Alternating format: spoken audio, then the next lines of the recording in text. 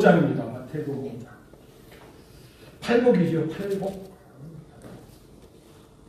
1절부터 12절입니다. 예수께서 무리를 보시고 산에 올라가 앉으시니 제자들이 나아온지라.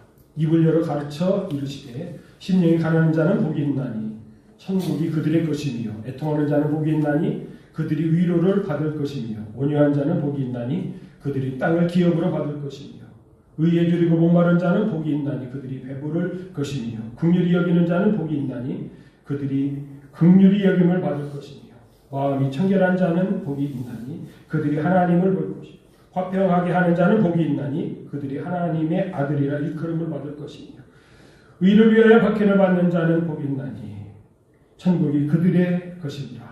나로 말미암아 너희를 욕하고 박해하고 거짓으로 너희를 거스려 모든 악한 말을 할 때에는 너희에게 복이 있나니 기뻐하고 즐거워하라. 하늘에서 너희의 상이 큽니다.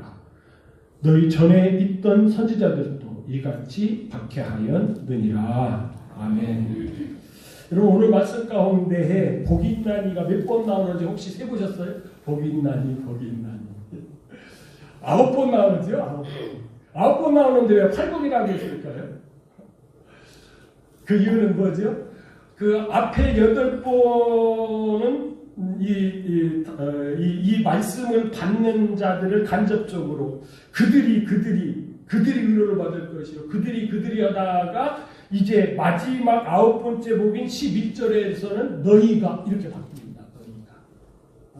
그렇기 때문에 여러분 그 마지막에 나오는 그 11절은 직접적으로 예수님의 제자들에게 이렇게 말씀하신 것이기 때문에 마지막 9번째 복은 빼고 이제 앞에 나오는 8가지 일반적인 이 말씀을 중심으로 해서 팔복이라고 이렇게 말씀을 합니다. 그런데 이 팔복을 교회에서는 뭐라고 얘기하느냐면요, 천국의 헌법이다. 천국의 헌법. 천국의 헌법 그러면 좀 너무 딱딱하니까 천국의 윤리다.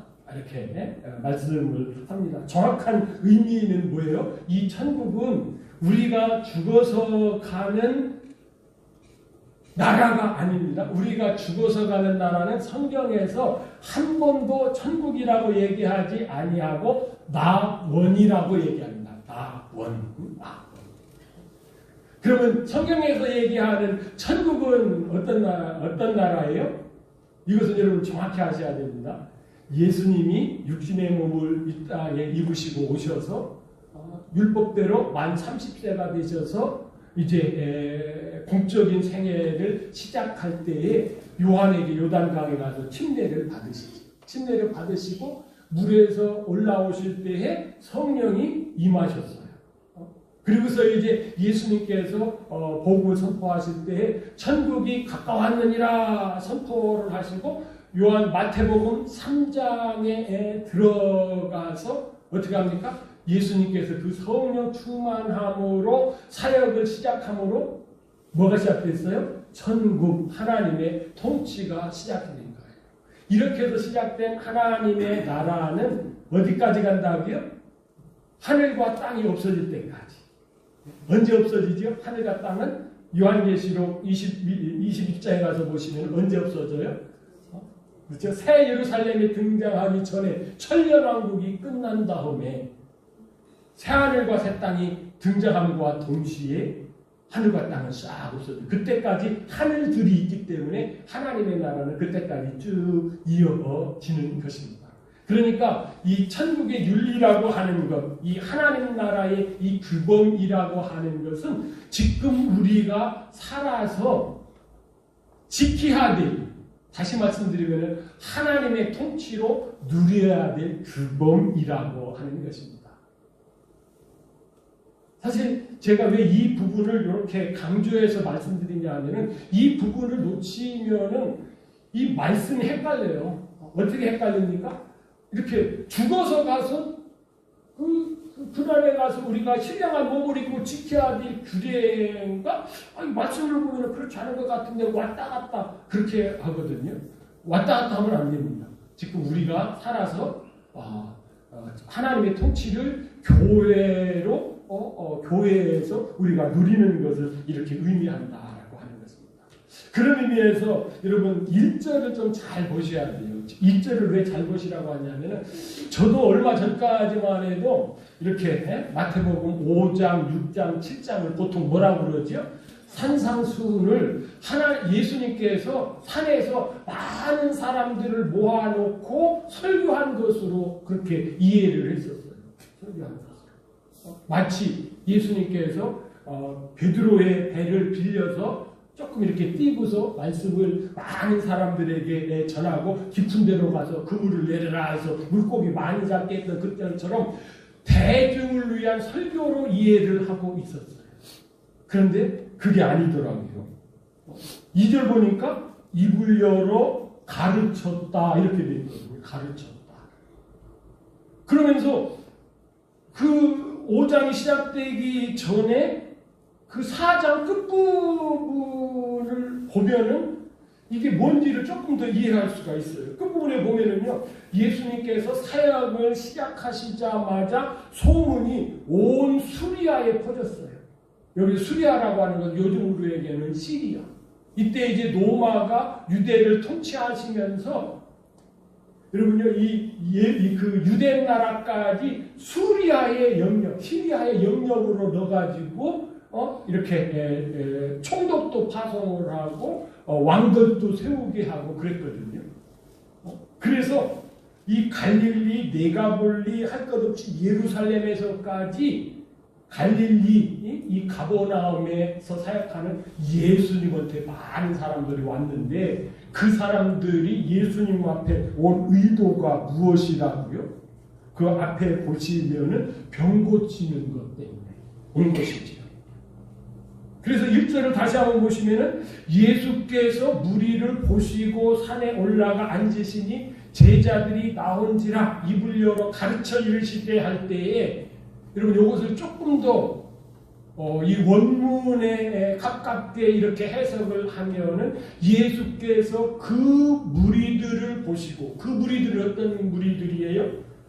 여러분 4장 24절에 나오는 병고치기 위해서 온 무리들을 보시고 할 때 이 보시고도 A도입니다. C 눈으로 이렇게 그냥 봤다라고 하는 그런 의미가 알아보시고 그렇게 그 무리들이 예수님한테 온 의도까지 알아보시고 우리 성에는 그냥 산으로 올라가 앉으시니 이렇게 되는데 그 산으로 올라가 앉으시니 이렇게 됩니다. 그 산. 그러니까 그 산도 아무런 산이 아니에요.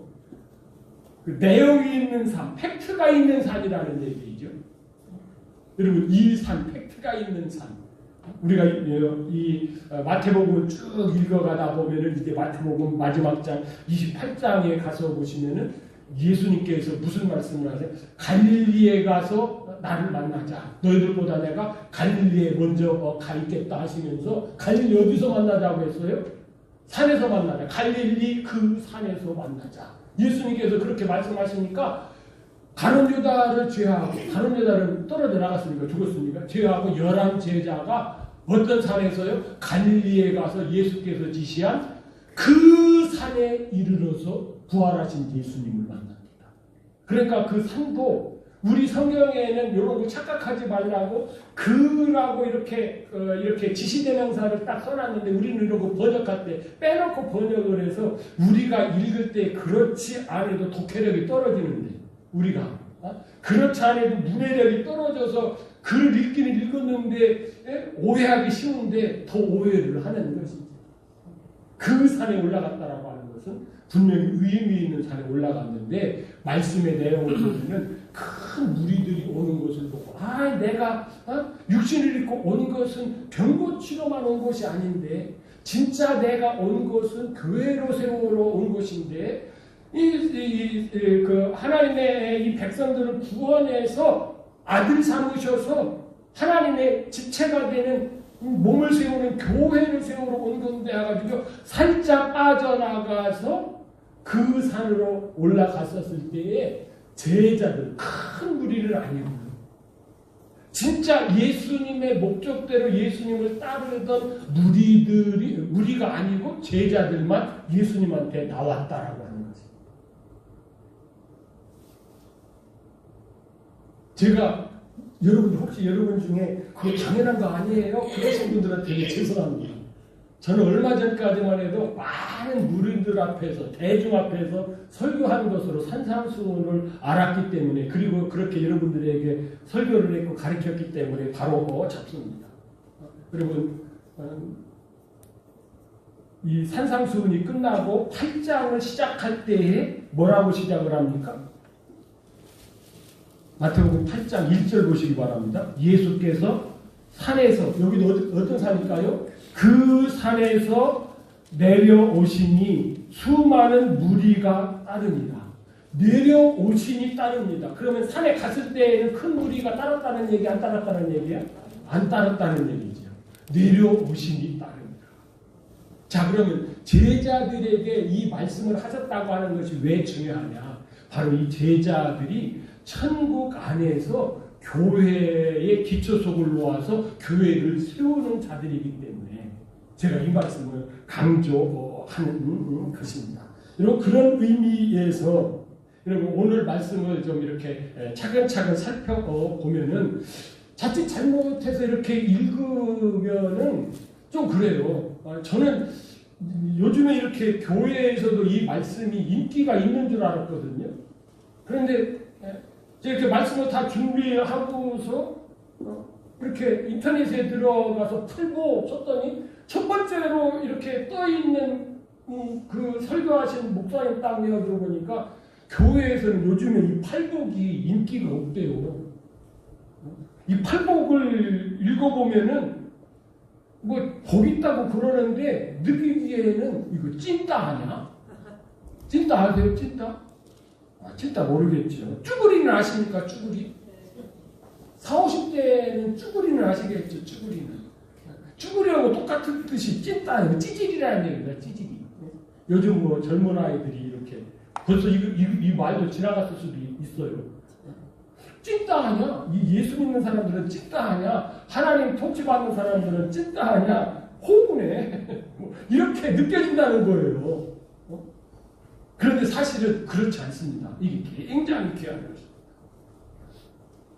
그런데 우리가 이 말씀을 볼 때 좀 이렇게 이해하는데 좀 어렵게 번역이 되어서 그런 것이죠. 3절 그렇습니다. 심령이 가난한 자는 복이 있나니 천국이 그들의 것이며 할 때 이 심령 할 때에 여러분 심령 마음 십자를 써서 이 마음이 가난한 자가 복이 있구나 이렇게 생각을 한다. 그러면 마음이 가난한 것이 뭐야? 마음이 멘탈이 나간 사람인가?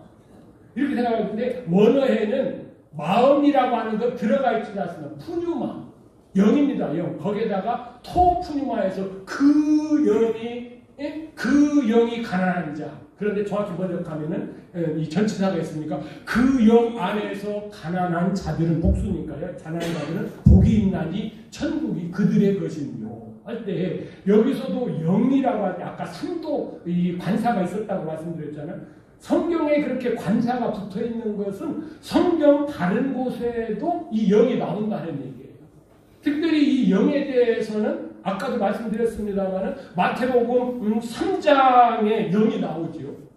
마태복음 3장 16절에 보시면은 예수님께서 침례 받으시고 올라오실 때에 성령이 임하셨는데 그때 성령에는 뭐로 표현하고 있다고요? 똑같은 그렇죠? 마태복음 5장 이 선별 말씀하고 똑같은 토푸뉴마 그 영이 비둘기같이 내려 자기 위에 임하심을 보더니 그러니까 성령을 얘기하는 거죠. 예수님께 임하셨던 그 성령 여러분 그 성령이 임하셔서 예수님께서 사탄에게도 시험을 받으시잖아요. 4장 1절에 가서 보시면은 예수께서 그 영에 그 성령에 이끌려 마귀에게 시험을 받으십니다. 그 똑같은 예수님께서 임하셔서 천국이 시작되게 한 그 성령, 그 성령이 가난한 자는 복이 있나니. 여러분 성령 하면은 뭐가 생각납니까? 충만이 생각나죠. 그러면은 그 성령 안에서 가난하다는 얘기는 뭐죠? 충만하지 못하고 어때요? 약하다는 얘기예요. 약하다는 거. 요즘 제가 이 전기에 좀 관심이 있어서 전기를 배우다 보니까요. 전기도 이제 눈에 안 보이는 곳은 그런 재미가 있다는 게 교류하고 직류하고 있지 않습니까? 지금 우리는 이 교류를 쓰잖아요. 이 22V짜리 이거. 교류는요. 이것은 플러스 마이너스를 별로 신경을 안 써도 되더라고요. 교류니까. 플러스 마이너스가 왔다 갔다 하니까.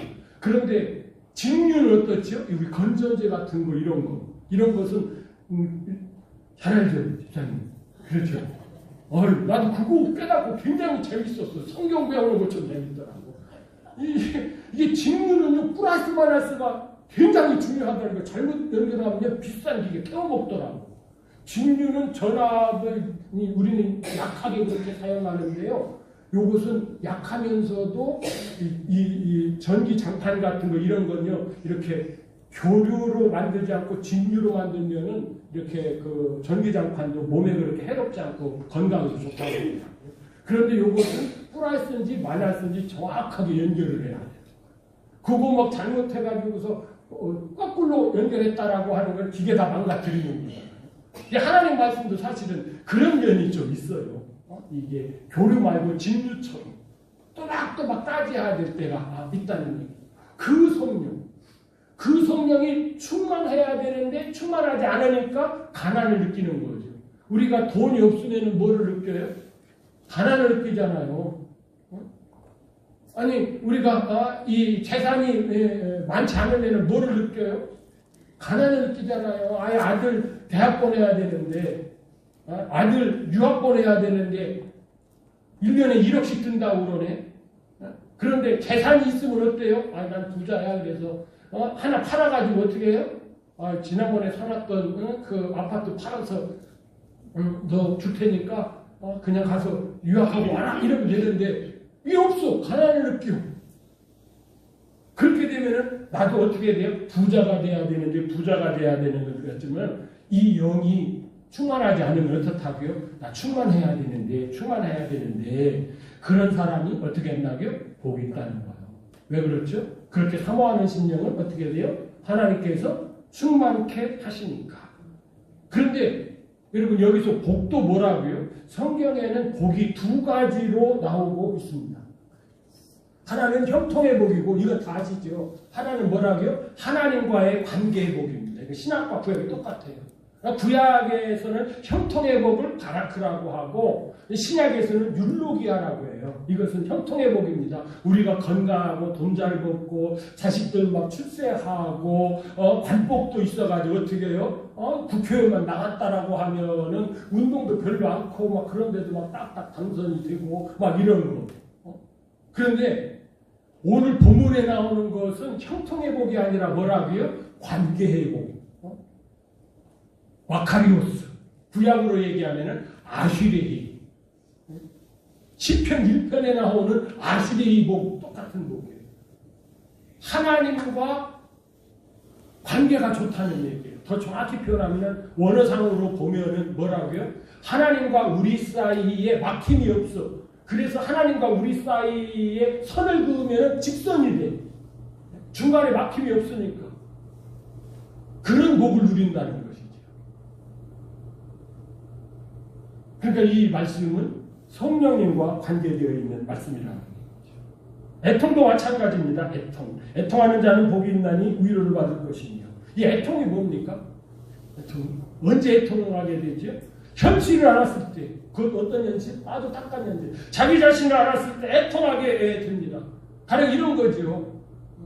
머무르고 막 건강한 줄 알고 막 이렇게 살다가 회사에서 정기검진 해라. 병원 가서 검진 받아라 그래서 싫은데 하면서도 그래도 퇴사해도 자꾸 하라는 거 그렇잖아. 자른다 막 하니까 이제 가서 검사를 딱 받아봤더니 아이고 듣기 싫지만은 암병이라는 거예요. 그것도 막 3기라고. 그러면 자기 처지를 알았어요? 몰랐어요? 알았으면 어떻게 합니까? 의사 선생님 앞에서 애통을 합니다. 그 애통하는 것은 뭐예요? 나 고쳐주세요. 나 현실을 이제 알았습니다. 검진 받기 전에는 건강한 줄 알았더니 애통합니다. 이거란 말이에요. 우리가 하나님 앞에 천국에 딱 들어왔는데 하나님하고 가까운 줄 알았더니 겨우 와가지고 막 하나님하고 너무 멀어. 그래서 그 애통해야 애통. 그러면은 하나님께서 야, 네가 나를 사모하는구나. 그러고서 하나님께서 어떻게 해주신다고요? 위로해 주신다. 그래서 가까이 와라, 가까이 와라, 나한테 가까이 와라. 이렇게. 그래서 하나님하고 친해지는 애통하는 자는 복이 있나니 그들이 위로를 받을 것이며.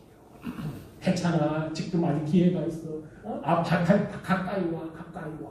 우리가 하나님의 통치를 받으면, 천국에 들어와서 하나님의 통치를 받으면은 이렇게 하나님의 위로가 임한다는 얘기죠.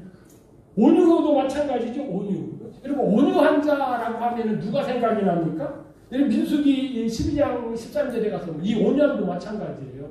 여러분, 진짜 모세가 온유한 사람입니까? 우리가 아는 단어로서의 온유함? 아니에요. 모세도 성질이 있어요. 그렇잖아요. 모세도 어떤 성질이 있었어요?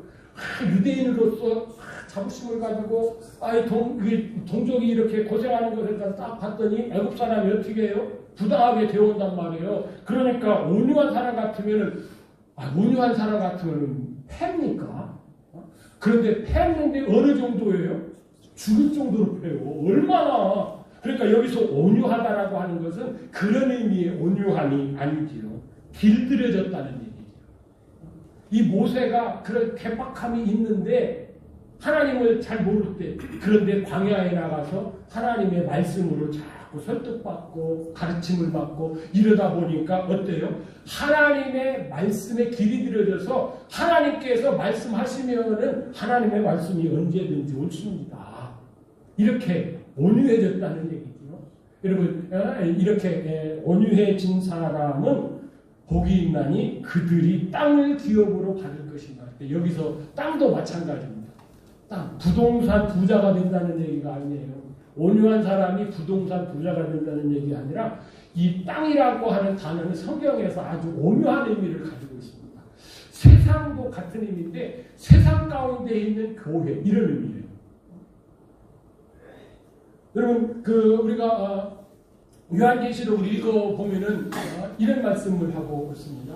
믿음의 증인으로 죽은 자들 가운데 받아들이시고 그 땅의 그 왕들의 머리, 왕들을 빼놓고 그 땅의 머리가 되신 그리스도, 그런데요, 골로새 1장 18절에 가서 보시면은 교회의 머리가 되신 그리스도, 예수님이 머리신데 땅의 머리도 되고 교회도 머리해야 된다는 거예요. 그럼 땅은 뭘까요? 교회지요. 교회. 그러니까 성경에서 나오는 대부분은 성경에서 땅 그러면 특별히 요한계시록 같은 100%예요. 다른 데서도 교회 땅 그러면은 이거 교회 생각하면 돼요. 이 교회를 기업으로 받는다는 거예요. 여러분, 하나님께서 주신 기업은 어떤 기업이라고요? 한번 하나님께로 받으면은 변질되거나 없어지지 않아요. 여러분, 이 세상에서는 어떻습니까? 재벌로부터 물려받았어도 없어져요. 와, 요즘에 그렇죠? 롯데가가 흔들흔들한 건 오래됐는데 여러분, 지금 현대가도 흔들흔들하는 거 아신가요? 아나운서 했던 여자 아나운서 중에 현대가 3세한테 여러분 취직한 그 아나운서가 있죠. 그게 이제 현대 건설계로 취직했는데 그 아나운서가 사는 집은 아니고 터가 경매에 들어갔다고 그러더라고요. 80. 그런데 현대 건설이 좀 흔들리니까 어느 은행권에서 담보로 잡았던 것을 경매에 붙여버린 거예요. 와, 그거 정주영 할아버지로부터 받은 기업인데 그것이 그 경매에 넘어가요. 그런데 하나님께로부터 받은 기업은 그렇게 넘어간다고 안 넘어간다? 안 넘어가는 거. 그럼 그게 뭘까요? 교회밖에 없어요. 다른 건 다 교회. 그래서 오늘 이 말씀, 온유한 자가 받는 복은 부동산 재벌이 된다는 얘기가 아니라 교회. 여러분, 교회에서 제일 중요한 건 뭐죠? 그리스도의 몸으로 준비되는 것, 그리스도의 신부가 되는 것이죠. 그 다음에 나오는 복이 무엇입니까? 이 의가 헷갈려요. 우리 의가 뭔지는 잘 몰라, 우리가. 왜? 우리는 의롭지 못하기 때문에. 참 이 의를 경마하기가 너무 힘들어. 그렇기 때문에 뭐를 먼저 생각하면 안다고요? 의 나오면은요, 의의 반대가 뭐지요? 죄는 익숙하죠, 죄. 죄는 익숙하니까 죄의 반대를 생각하면 돼요. 죄 중에서 가장 대표적인 죄, 근본적인 죄가 뭐죠? 하마르티야. 하나님하고 생각이 다른 거예요. 하나님하고 뜻이 다른 것이에요. 그러면 이 의는 무엇일까요? 하나님하고 뜻이 같은 것, 하나님하고 생각이 같은 것. 그래서 이 의에 줄이고 목마른 자라고 하는 것은 뭐라고 그러죠? 내 생각이 자꾸 하나님 생각하고 다르네. 아까도 그 비슷한 거 말씀드렸잖아요. 이거 올 겨울의 마지막 붕어빵인데 이거 저는 하나님 생각하고 좀 다르게 가지고 있었어요. 최장로님이 맞은 거죠.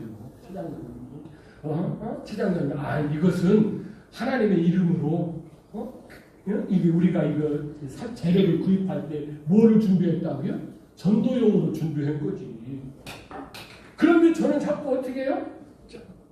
내가 먹고 싶다고요? 말은 여러분들은 나눠준다고 그랬지. 사실은 그 속에 뭐가 들어있어요? 내가 먹고 싶다 하는 거 있지.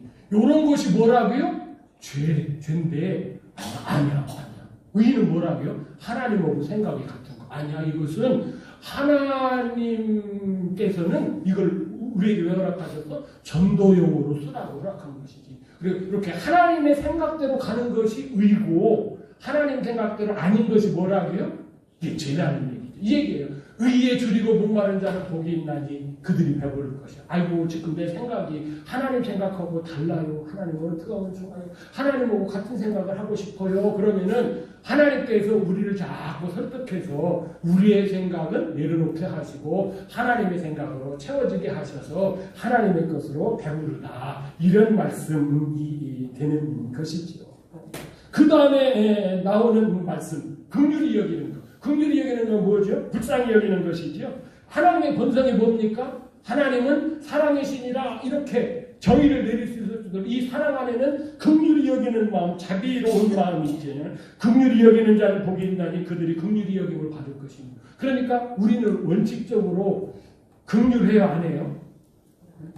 조금 약자 편에 서는 그런 경향도 약간 있긴 있지만은 본질적으로 우리는 긍휼이지 않아요. 그런데 우리가 하나님을 닮아가면 닮아갈수록 어때요? 긍휼이 있죠. 그러면은 하나님께서도 우리를 어떻게 해요? 긍휼히 여겨주시는구나. 그럼 우리가 항상 2%씩 오잖아요. 항상 하나님 앞에서 항상 그렇더라고요. 그런데도 하나님께서 우리를 긍휼히 여기셔서 우리가 온전한 그리스도의 신부가 되기에 부족해도 하나님께서 긍휼히 여기셔서 의롭다 여기시는 것처럼 그런 여김을 받을 수 있다라고 하는 여지를 주시는 말씀이고요. 그 다음에 나오는 그 마음이 청결한 자는 복이 있나니 그들이 그 하나님을 볼 것이요. 여러분 이 마음은 깨끗해야 되죠. 깨끗해야 될 거 많이 있죠. 여러분 이 돋보기도 이 안경알이 어떻게 해야 돼요? 깨끗해야 돼요. 깨끗해야 돼요. 그래서 안경을 쓰고 잘 보기 위해서는 닦아야 되죠. 유리창도 어떻습니까? 유리창도 닦아야 돼요. 유리창 반질반질 닦아 놓으면 어떻게 새집 같죠? 네? 여러분 그렇잖아요. 여러분 집을 이렇게 팔라거나 이렇게 내놨으면은 뭐부터 해야 돼요? 유리창을 싹 닦아가지고 쫙 해놓으면 새집 같아요. 아무리 새집이 인터넷 잘 돼 있어도 유리창 안 닦고 놓으면 어떻죠? 어때요? 불을 환히 켜놔도 어떻습니까? 그 유리창에 얼룩얼룩 그러면은 이상하게 정리가 안 돼 있는 것 같아요. 그러면 굉장히 창피하죠. 어제 우리 김민수 집사님이 전도로 오셨다가 저한테 붕어빵 가지고 오셨어요. 그런데 집안이 엉망이거든요. 제가 얼마나 창피한지. 제 방은 우리 집사람도 안 들어와요. 너무 지저분하다. 그래서 치워야 되는데 하면서 벌써 3년이 지났네요. 근데 제가 그런 이유가 있어요. 꼭 치우면은 필요하더라고. 이상해요. 이렇게 USB 이렇게 충전하는 거 있지 않습니까? 충전하는 거. 근데 지난번에 그거 잘 충전도 안 되고 좀 요즘 쓰는 것은 타입이 좀 바뀌었잖아요. C타입으로 바꿨잖아요. 그래서 버렸어요. 그런데 엊그저께 이렇게 시계를 이렇게 샀더니 거기에 그게 필요하더라고요. 지난번에 안 버렸으면은 그거 그냥 쓰면 되는데, 그래서 다시 또 그걸 또 샀어요. 그래가지고 버리는데 아주 이게 참 제가 어려움을 많이 겪습니다. 쓰레기를 버려야 돼요. 그런데 여러분, 그런 것들이 버려야 될 것을 못 버리는 것이 우리를 지저분하게 하는데, 마음에도 그래요. 탐심이나 욕심이나 이런 것들을 버려야 되는데 버리지 못하면 불결하잖아요. 그러면서도 하나님을 보고자 하고 볼 수 있을까요? 없을까요? 그랬던 사람이 있어요. 예수님을 따라다니는 제자였음에도 불구하고 빌립 같은 경우가 어떻습니까? 마음을 더럽게 한 것이 있었어요. 그래서 야 빌립아, 내가 나를 이렇게 따라다니고서도 아직도 모르냐? 나를 본 사람은 누구를 봤어? 아버지를 봤어. 네 심령이 깨끗하면은 나를 볼 수 있는 건데, 그 얘기인 것이죠. 우리가 여러분 우리의 마음을 정결하게 하는 것. 그 다음에 나오는 것이 뭐죠? 화평하게 하는 것. 화평하게. 아까도 이게 비슷한 말씀이 이렇게 나왔습니다 하면은 이것은 에이레네라고 해가지고요. 이것은 이렇게 연결되는 것이죠. 하나님과 연결되는 것. 마음이 통하는 것. 이런 것이지요. 그래서 화평하게 하는 자들은 복이 있나니 그들이 하나님의 아들들이라 일컬음을 받을 것입니다. 여러분 우리가 성경을 읽어보면 하나님의 종이다 그러면은 여러분 귀하게 느껴지지요. 하나님의 종, 막 우리 목사님들 보고 막 하나님의 종이라고 그러잖아요. 선지자 보고 종이라고 그러잖아요. 그런데 하나님께서 우리에게 원하시는 것은 종일까요? 아들일까요? 아들입니다. 종이 아니에요. 여러분 하나님의 백성 막 그러면 얼마나 좋을까요? 저도 습관이 되어서 하나님 백성 되시기를 바랍니다 그러는데, 하나님께서 원하시는 것은 백성일까요? 아들일까요? 아들이에요. 백성에 머물러만 하는 거예요. 아들이에요. 그런데 하나님의 참 아들이 되는 건 뭐예요? 화평케 하는 자, 하나님하고 연결되어 있는 자, 이런 뜻이죠. 빨리빨리 지나갑시다. 그 다음에 마지막으로 8번째, 의를 위하여 박해를 받는 자는 복이 있나니, 저거거든요. 여러분 우리가 죽어서 가는 천국이라고 하면은 박해가 있을까요? 없을까요? 없지요. 왜냐하면은 악한 사탄은 무정에다 갖다 가둬놨습니다. 박해가 있다라고 하는 것이니까 뭐죠? 이 세상 가운데 임하신 하나님의 나라인 것입니다. 아까 의 얘기했죠? 죄 반대되는 것. 하나님의 뜻대로 살아가면은 대부분 여러분 이 세상에서는 사탄 편에서는 칭찬할까요? 박해할까요? 박해합니다. 박해. 우리가 예수님 잘 믿으면 칭찬받는 교회가 될 줄 알죠. 여러분 그건 말에 어폐가 있어요. 예수님을 잘 믿으면 잘 믿을수록 세상에서는 뭐를 받는다고요? 박해를 받아. 그러나 어떻다고요? 박해를 받는 자는 복이 있나니 천국이 그들의 것입니다. 야, 네가 박해를 받고 있어? 나 때문에 박해를 받고 있어? 예수님 때문에. 그러면 네가 진짜 천국 백성이구나. 천국 백성을 넘어서 이제 하나님의 아들이 됩니다. 그런데 이것을 가지고 제자들에게 이제 말씀하시는, 너희들이 이것을 가지고 이 규례를 가지고 교회를 세우면은 어떻게 된다고요? 11절 12절 말씀. 우리 읽고서 마치도록 하겠습니다. 가로 있는 건 빼놓고 읽어도 됩니다. 시작. 나로 말미암아 너희를 욕하고 박해하고 거짓 너희를 거스려 모든 악한 말을 할 때에는 너희에게 복이 있나니 기뻐하고 크게 즐거워하라.